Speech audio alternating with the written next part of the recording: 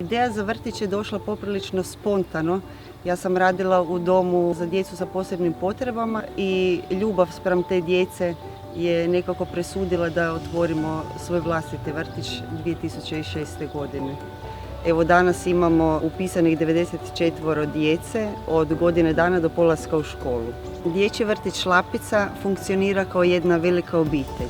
U vrijeme kad je nastupila korona mi smo nastavili raditi kao i do sada, jedino je bila potrebna određena prilagodba za djecu koja nisu mogla pohađati dječji vrtić. Za vrijeme korone snimali smo im različite izazove, priče, kuhali smo, radili smo različite aktivnosti kako bi djeca što manje osjetila to vrijeme koje nisu bile u vrtiću. Mi tete smo vrijeme korone iskoristile za osobni rast, razvoj i učenje.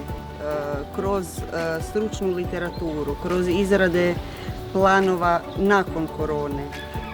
Tako da mislim da smo čak došli do 5-godišnjeg plana provedbe aktivnosti. Kroz ove godine rada naučila sam da vjerujem u sebe, vjerujem u svoj tim i ljubav za ono što radim možemo savladati sve prepreke koje dolaze.